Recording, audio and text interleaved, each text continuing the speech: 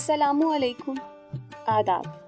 हमारा ताल्लुक़ उम्र के किसी भी हिस्से से हो, कहानी हम सबको ही अच्छी लगती है और अखलाकी कहानियाँ हम सब ने बचपन में सुनी हैं, याद भी की हैं।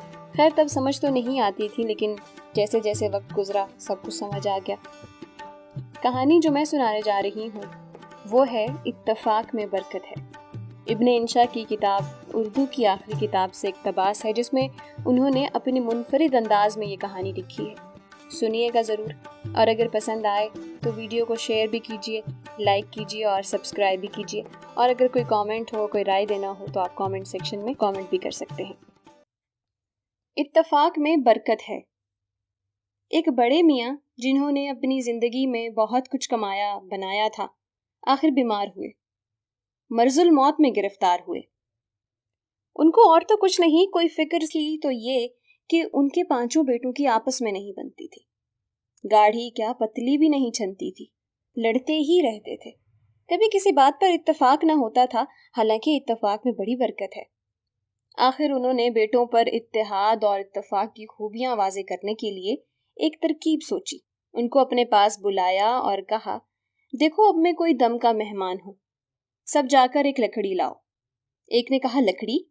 आप लकड़ियों का क्या करेंगे? दूसरे ने आहिस्ता कहा, बड़े मियाँ का दिमाग खराब हो रहा है।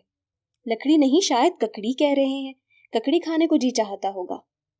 तीसरे ने कहा, नहीं, कुछ सर्दी है, शायद आग जलाने को लकड़ियां मंगाते होंगे।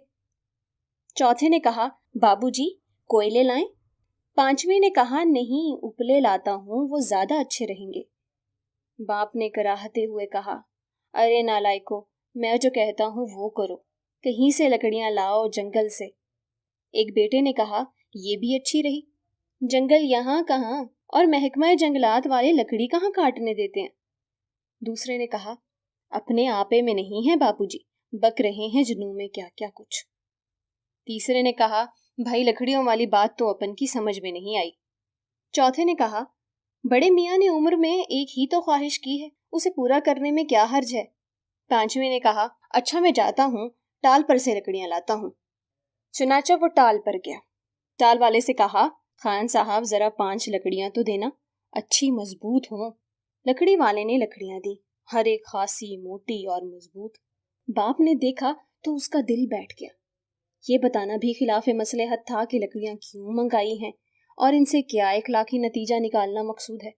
आखिर बेटों से कहा, अब इन लकड़ियों का गट्ठा बांध दो। अब बेटों में फिर चैमगोइयां हुई। गट्ठा? वो क्यों? अब रस्सी कहाँ से लाएं भाई, बहुत तंग किया इस बुढ़े ने। आखिर एक ने अपने पजामे में से औजारबंद निकाला और गट्ठा बांधा। बड़े मियाँ ने कहा, अब इस गट्ठे को तोड़ो। बेटों ने कहा, लो भाई, ये भी अच्छी रही, कैसे तोड़ें, कुल्हाड़ा कहाँ से लाएं?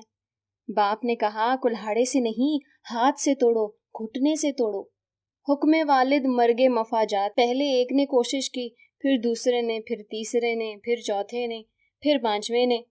लकड़ियों का बाल बिका ना हुआ।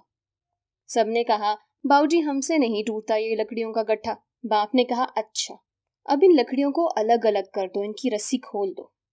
एक ने जलकर कहा, रस्सी कहाँ है, मेरा औजार बंद है, अगर आपको खुलवाना ही था गट्ठा बंधवाया ही क्यों था। लाओ भाई कोई पेंसिल देना, मैं औजार बंद डालूं पजामे में। बाप ने बुजुर्गाना शफकत से उसकी बात को नजरअंदाज करते हुए कहा, अच्छा अब इन लकड़ियों को तोड़ो, एक एक करके तोड़ो। लकड़ियां चूंकि मोटी मोटी और मजबूत थीं, बहुत कोशिश की, किसी से न टूटी। आखिर में बड़े भाई की बारी थी। उसने एक लकड़ी पर घुटने का पूरा जोर डाला और तड़ाक की आवाज आई। बाप ने नसीहत करने के लिए आंखें यकदम खोल दी। क्या देखता है कि बड़ा बेटा बेहोश पड़ा है, लकड़ी सलामत पड़ी है, आवाज बेटे के घुटने की हड्डी टूटने की थी। एक लड़के ने कहा, ये बुढ़ा बहुत जाहिल है। दूसरे ने कहा, अड़ियल है, जिद्दी है। तीसरे ने कहा, सनकी है, अकल से पैदल है। चौथे ने कहा, सारे बुढ़े ऐसे ही होते हैं, कमबख्त मरता भी नहीं। बुढ़े ने इत्मीनान का सांस लिया कि बेटों में कम अज कम एक बात पर तो इत्तेफाक राय हुआ।